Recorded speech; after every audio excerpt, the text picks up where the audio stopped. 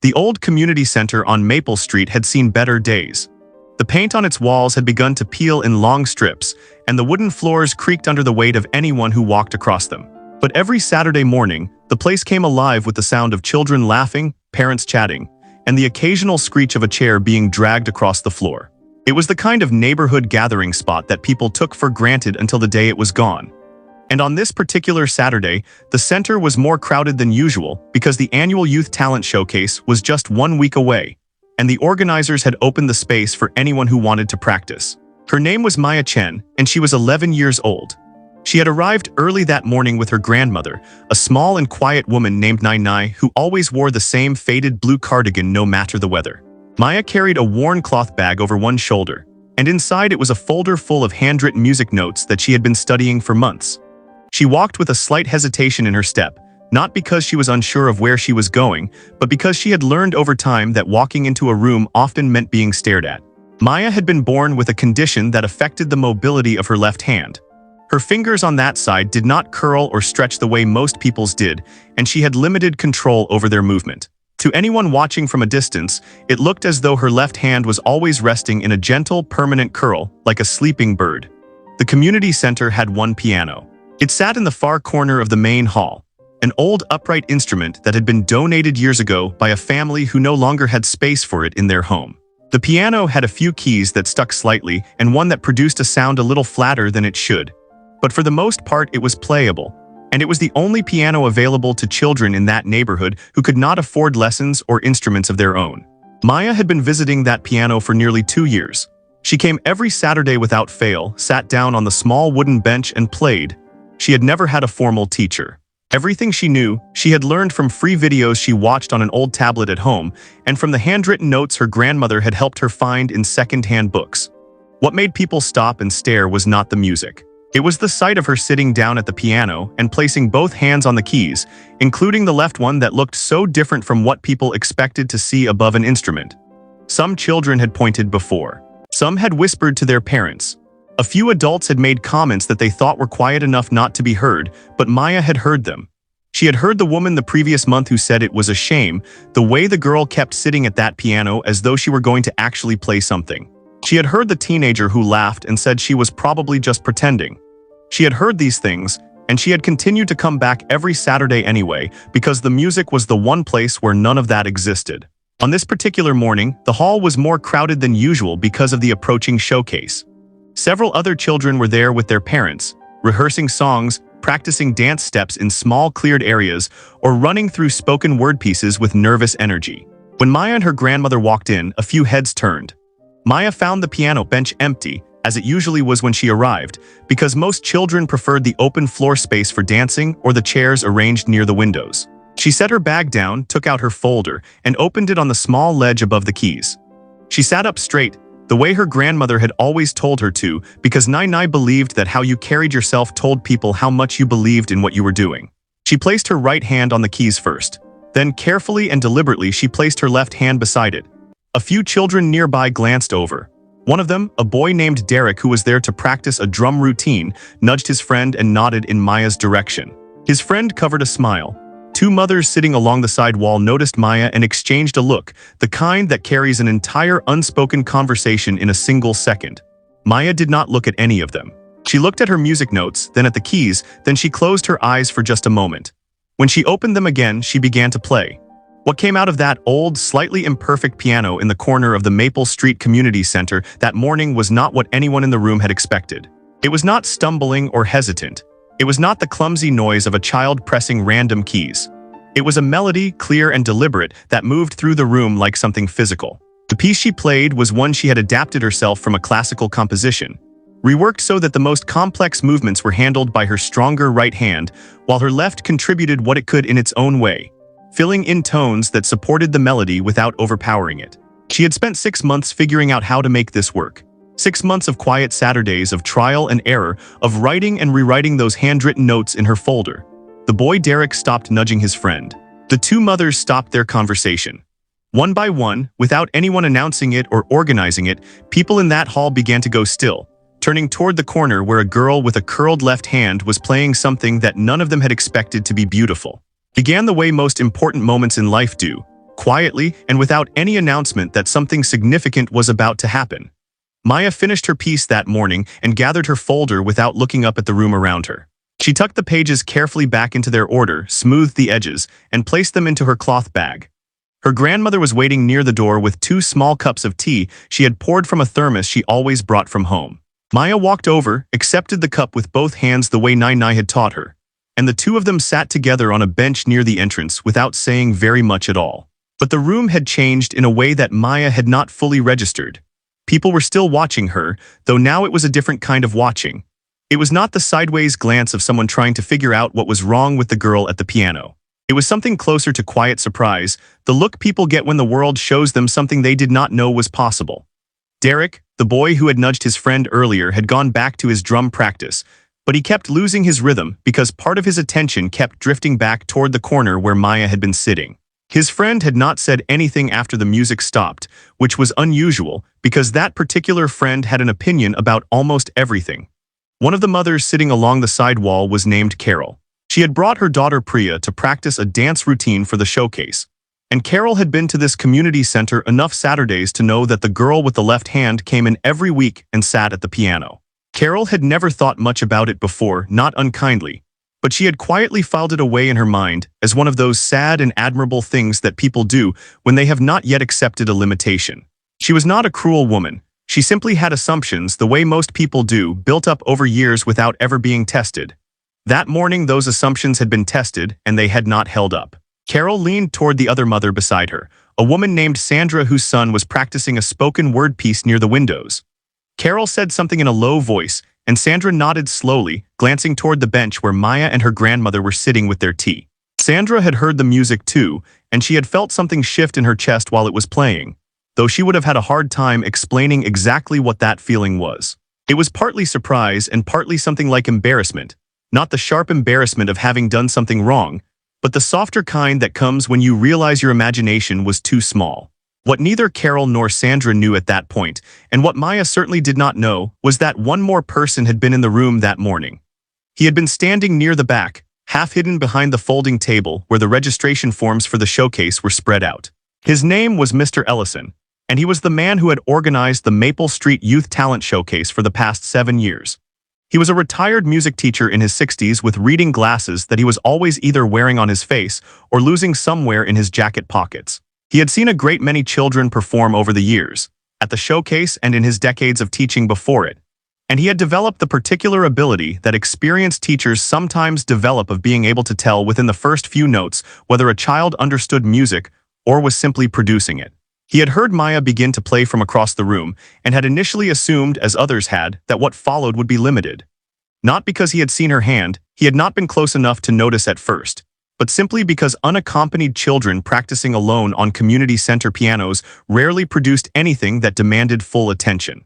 He had been looking down at the registration forms, making a note about the order of performers, when something in the sound made him put his pen down. He looked up, he listened, and then he stayed very still for the remainder of the piece. When Maya finished and began collecting her folder, Mr. Ellison did not walk over to her immediately. He was the kind of man who had learned not to react too quickly, because he had made the mistake before of rushing toward a talented child with so much enthusiasm that he frightened them off entirely. Instead, he watched her cross the room to her grandmother, watched the quiet and easy way the two of them settled together on the bench, and he decided he would take his time.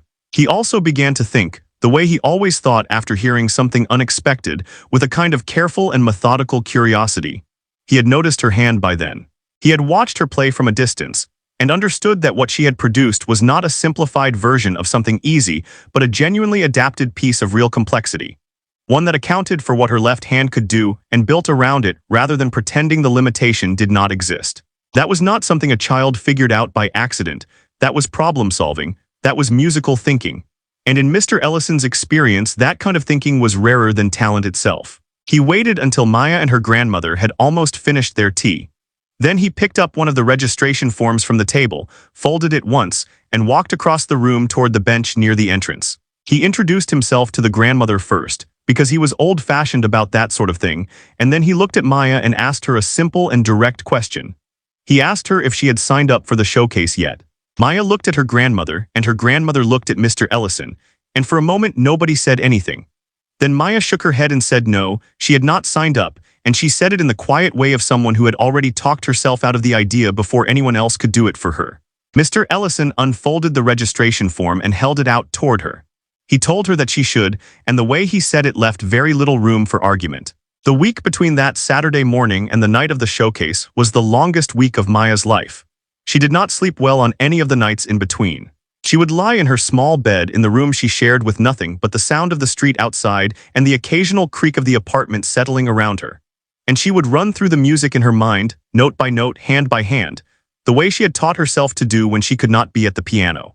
It was a habit she had developed out of necessity, because she could not practice at home whenever she wanted, and the community center was only open certain hours. So she practiced in her head in the dark, with her eyes open and her left hand moving slightly under the blanket in the small ways it was capable of moving. Her grandmother knew she was nervous without being told. Nai had a way of reading Maya that required no conversation, built from years of quiet observation and the particular closeness that develops between two people who have learned to rely on each other without making a show of it. Maya's mother worked long hours at a laundry service across town and came home most nights after Maya was already in bed. Her father had not been part of their lives for several years. So it was Nai who woke up early and made congee on the mornings when Maya seemed to need something warm and grounding.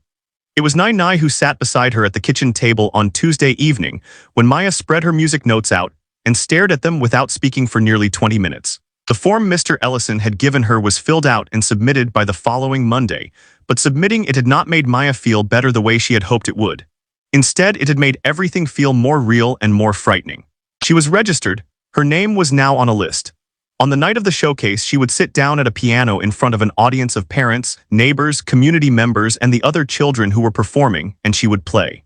She had done this before in a sense. She had played in that same hall with people around her, but she had never played with people watching on purpose, arranged in seats specifically to see what she could do. That was a different thing entirely, and some part of her knew it. What made the nerves worse was a conversation she overheard on Wednesday. She had gone to the community center to practice during the open afternoon hours, and two girls from her school were there rehearsing a singing duet near the windows. Maya did not know them well, they were a year above her, but she recognized them. She sat down at the piano and began to warm up softly, and after a few minutes she became aware that the girls had stopped singing. She could hear them talking in voices they had lowered but not lowered enough. One of them said she had seen the sign-up sheet and that Maya Chen had put her name down. The other one asked if she meant the girl with the hand. The first one said yes. There was a pause, and then one of them said something that landed in Maya's chest like a stone dropped into still water. She said she did not understand why someone like that would sign up for something like this, because it was not really fair to the other performers who had actually trained. Maya kept her eyes on the keys. She did not turn around. She did not stop playing. She ran her right hand through a quiet scale and kept her breathing steady and told herself to stay exactly where she was, which was one of the harder things she had ever had to tell herself. The girls moved on after a moment, returning to their own rehearsal as though they had said nothing of consequence, and Maya continued to practice for another 40 minutes before packing up her folder and leaving. She did not tell her grandmother what she had heard. She did not tell anyone. But that night she lay in bed and for the first time seriously considered not going. She thought about what it would feel like to simply not show up, to let the night pass without her, to avoid the whole thing and return to her quiet Saturdays at the piano without the weight of anyone's expectations or judgments pressing down on her. It was a tempting thought in the way that retreat is always tempting, because it promised an end to the particular kind of vulnerability that comes from standing up in front of people and offering them something you have made. But then she thought about something her grandmother had said to her once, not recently but years ago, when Maya was much younger and had come home crying after a girl at school had laughed at her hand during art class. Nai had not offered grand words of comfort or a speech about strength. She had simply taken Maya's left hand in both of her own and held it for a long moment, and then she had said that a thing does not become less real because someone else cannot see it clearly. Maya had not fully understood it at the time, but she had kept it somewhere in her memory, and lying in the dark that Wednesday night it came back to her with a clarity that surprised her. She went to practice on Thursday. She went again on Friday. Mr. Ellison happened to be at the center on Friday afternoon making final arrangements for the event, and he stopped by the piano for a few minutes while she was playing. He did not interrupt her or offer corrections. He simply listened, and when she finished the piece he told her that she had a strong sense of phrasing, which was a specific and technical compliment that meant more to Maya than any general encouragement would have. It told her that he was actually listening, not just being kind. On the morning of the showcase, Maya woke before her alarm. She lay still for a moment, feeling the weight of the day settle over her. Then she got up, washed her face, and went to the kitchen where her grandmother was already awake, already making tea, already wearing the faded blue cardigan. They did not say much over breakfast. They did not need to. Maya picked up her folder, checked that every page was in order, and placed it carefully in her cloth bag. At the door before they left, Nai reached out and straightened the collar of Maya's blouse with two careful hands, looked at her for a moment, and nodded once. It was the kind of nod that contains everything a person wants to say when they know that words would only get in the way. The community center looked different at night. Someone had strung warm lights along the ceiling of the main hall, and the folding chairs had been arranged in careful rows facing a small raised platform where the piano had been moved to sit alongside a microphone stand, and a modest arrangement of potted plants that someone had brought from home to make the space feel more considered. The old upright piano looked better under the warm lighting than it did on Saturday mornings, the way certain things become more dignified when the context around them changes. Parents were filing in with younger siblings balanced on hips and jackets folded over arms, and the low hum of conversation filled the room with a kind of anticipatory energy that was different from the casual noise of a regular Saturday. Maya arrived with her grandmother 30 minutes before the showcase was scheduled to begin. Her mother had managed to leave work early and was meeting them there, something that had not been certain until that afternoon when she sent a short message saying she would come straight from the laundry service and not to start without her, which was her mother's way of making a joke when she did not quite know how to say that something mattered to her. Maya had read the message 3 times before putting her phone away. Backstage, which in this case meant the narrow hallway behind the main hall where the bathroom and the storage closet were located, the other performers were gathered in various states of nervous energy. Derek was there with his drumsticks, turning them over in his hands without stopping, a habit that Maya had noticed he had even when he was not near a drum. The 2 girls who sang the duet were there, running through their harmonies in whispers with their heads tilted toward each other. A small boy of about 8 was there with his father, holding a violin case against his chest with both arms as though someone might try to take it. Priya, Carol's daughter, was stretching her arms above her head in preparation for her dance. Maya found a spot near the wall and stood quietly with her folder held against her chest. She had not spoken to most of these children beyond brief acknowledgement, and they had not spoken much to her. But the atmosphere in that hallway was one of shared nerves, which had a way of making strangers feel temporarily less strange to each other. Derek caught her eye at one point and gave her a small nod, not the nudging kind he had shared with his friend the previous Saturday, but a different kind, the kind that meant he had heard her play and remembered it. Mr. Ellison appeared in the hallway to give everyone a brief and practical set of instructions about the order of performance and where to stand while waiting to go on. Maya was 7th out of 9 performers. She had not chosen this position, it had simply been where her name fell on the list. But when Mr. Ellison read it aloud, she felt something tighten in her stomach because 7th meant a long time waiting. A long time sitting with her thoughts in that hallway while the sound of the audience filtered through the walls. The showcase began. One by one the children went out and did their pieces, and one by one they came back through the side door with flushed faces and the particular relief of someone who has done the frightening thing and survived it. The little boy with the violin went 3rd and came back looking like he had just been told the best news of his life. Priya went 5th, and her dance received warm applause that was audible even in the hallway. The girls with the duet went 6th and came back whispering to each other with wide eyes, pleased with how it had gone. And then it was Maya's turn. Mr. Ellison appeared at the hallway door and looked at her, and she nodded and followed him to the side entrance of the main hall. She could see the audience from where she stood, rows of faces in the warm light, parents with phones raised, younger children sitting cross-legged on the floor in front of the chairs because there had not been enough seats. She could see her mother near the back, still in her work clothes, her hair pulled back the way it always was after a long shift, and beside her was Nai in the blue cardigan, sitting very straight the way she always sat. Mr. Ellison said her name into the microphone and told the audience briefly that Maya would be performing an original piano adaptation. There was polite applause as she walked to the piano bench.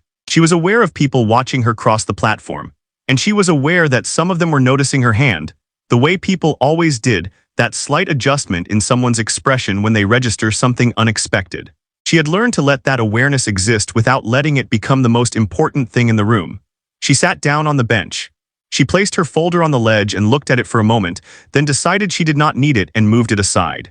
She had played this piece enough times in enough different states of mind that the notes lived somewhere beyond memory, in the part of her that did not require conscious thought to function.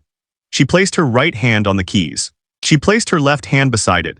the curled and quiet hand that had brought her so much unwanted attention over the years, and she positioned it in the way she had spent 6 months learning, the way that asked of it only what it was genuinely able to give. The hall was not fully quiet when she began. There were still the small sounds of people settling, a chair shifting, someone's phone being silenced, a child asking a parent a question in a whisper. But within the first several seconds of Maya's playing, those sounds stopped. Not because anyone announced that they should, but because the music created its own kind of gravity, pulling attention toward it the way a strong light pulls the eye in a dark room. The piece moved through its opening passage with a clarity that surprised even the people who had heard her practice. There was something different about it in this setting. Under these lights, in front of these people, something that had not been present on Saturday mornings in the empty corner of the hall. It was not louder or faster or technically different in any way that could be measured. But it had a quality that musicians sometimes describe and non-musicians feel without being able to name. A sense that the person playing is fully present in what they are doing, that nothing is being held back or performed for effect, that the music is simply true. Carol, sitting in the third row, felt the shift before she could explain it. She had come in with the low-level guilt of someone who knew their assumptions had been wrong the previous Saturday, and she had been watching Maya walk to the piano with a mix of emotions she had not fully sorted through. But within the first minute of the piece, all of that fell away, because what she was hearing did not leave room for anything other than itself. She realized her hand was pressed flat against her sternum without her having decided to put it there. Sandra was sitting 2 seats away from Carol, and her son was beside her, having already performed his spoken word piece. Sandra had been whispering something to him when Maya began to play, and she stopped mid-sentence and did not finish it. At the back of the room, Maya's mother stood very still with her phone lowered and her eyes fixed on her daughter at the piano. She had known, in the general way that a busy and tired parent knows things about their child, that Maya went to the community center on Saturdays and that she played the piano there. She had not known what that meant in practice. She had not known what her daughter had built in that corner of that room over 2 years of quiet Saturdays. She was learning it now, in front of an audience of strangers, and the feeling that came with that knowledge was complicated and overwhelming in a way she had not prepared herself for. The last note of Maya's piece did not end so much as it settled, the way a bird lands rather than stops flying, coming to rest with a natural completeness that left the room holding something it had not been holding before she began. For a moment after her hands lifted from the keys, there was silence, not the uncomfortable kind that follows something that has gone wrong, but the rare and generous kind that follows something that has gone deeply right. The kind where an audience needs a breath before it can respond, because the response requires more than just hands clapping. Then the applause came, and it came all at once, from every part of the room at the same time, which is not how applause usually arrives in a small community showcase where people are being politely supportive of children they know. This was different. This was the sound of people responding to something that had genuinely reached them, and it filled the hall in a way that made the warm lights seem brighter and the old walls seem less tired than they usually did. Maya sat on the bench for a moment without moving. She was not performing stillness or waiting for effect. She was simply in the place the music had taken her, and it took a few seconds for the rest of the world to come back into focus around her. When it did, she became aware of the sound, and she looked up at the rows of faces, all turned toward her, all doing the thing faces do when something has moved them past the point of just watching. She saw Carol in the third row with her hand still against her chest and her eyes bright. She saw Sandra beside her, no longer whispering to her son. She saw Derek standing near the side wall because he had come out of the hallway to listen, his drumsticks finally still in his hands for the first time all evening. And she saw her mother at the back of the room. Her mother, who was still in her work clothes, who had come straight from a long shift at the laundry service, who had sent a message that afternoon trying to make a small joke because she did not know how to say directly that she would not miss this for anything. Her mother was crying, not quietly and privately the way some people cry in public, but openly with no apparent effort to stop, her face carrying the full weight of what she was feeling without apology. Beside her, Nai was not crying. Nai was sitting very straight in her blue cardigan with her hands folded in her lap and an expression on her face that was not quite a smile, but contained everything a smile contains. The expression of someone watching a thing they always knew was true finally become visible to the rest of the world. Maya stood from the bench.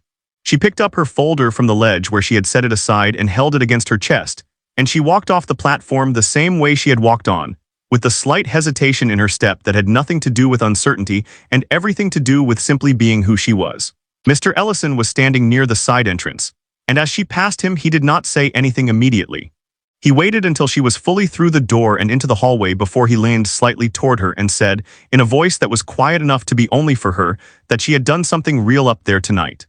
It was the kind of thing that a person who has spent decades around music says when they mean it precisely and without decoration, and Maya understood it that way. In the hallway, the other children who had already performed were gathered, and the response among them was immediate and unguarded in the way that children can be when they have not yet learned to measure their reactions for social effect. The little boy with the violin looked at her with enormous eyes and said that he had never heard anything like that before, which coming from an 8-year-old was perhaps the most direct and honest review available. Priya came over and stood beside her without saying anything, but the standing beside her said enough. Even the two girls who sang the duet, the same two girls who had been in the hall on Wednesday saying things they thought were quiet enough, were subdued in a way that was different from their earlier energy. One of them looked at Maya and started to say something, and then seemed to decide that what she had prepared to say was not adequate, and she closed her mouth and simply nodded instead. It was not much, but it was more honest than anything polished would have been.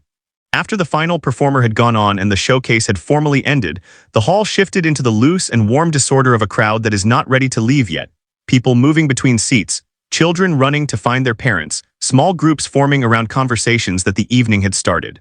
Maya found her mother near the back wall, and her mother pulled her into a hug that lasted longer than their hugs usually did, the kind of hug that is trying to communicate something that words have not yet caught up to. When they separated, her mother looked at her face and then looked away briefly because she was not finished crying and did not particularly want to have a conversation about it. She said simply that she had not known. Maya understood that this meant many things at once, that she had not known the music sounded like that, had not known how far her daughter had taken this on her own, had not known what those Saturday mornings had actually contained. Maya nodded and did not make her explain further. Nai found them a few minutes later and stood with them in the warm noise of the room, and the three of them stayed close together without needing to organize themselves around conversation. Carol approached at one point and introduced herself to Maya's mother and said that her daughter had played beautifully. And she said it with a directness that suggested she was aware of the gap between what she was saying now and what she had thought before, and that she wanted to close that gap with something honest rather than something merely polite. Maya's mother thanked her. Maya stood beside them and listened and said nothing because there was nothing she needed to add. Mr. Ellison found Maya before she left the building and told her that he ran a small Saturday music program for young people at a larger arts center across town, and that he would like her to come and be part of it if she was interested, and that he knew a few people who offered scholarships for exactly this kind of thing. He handed her a card with the details written on it in small, neat handwriting. Maya took the card and looked at it for a moment and then looked at her grandmother, and her grandmother looked at Mr. Ellison and asked him one practical question about the location and whether there was a bus that went there directly. He told her there was. Nai nodded in the same way she had nodded that morning at the door of their apartment, the nod that contains everything. Walking home that night, the three of them moved through the quiet streets with the card in Maya's bag, alongside her folder of handwritten notes. The air was cold, and the neighborhood was settling into its nighttime version of itself, and Maya walked between her mother and her grandmother with her cloth bag over one shoulder and her left hand at her side. The curled and quiet hand that had learned over 2 years of Saturday mornings to offer what it had without apology, which it turned out was more than enough.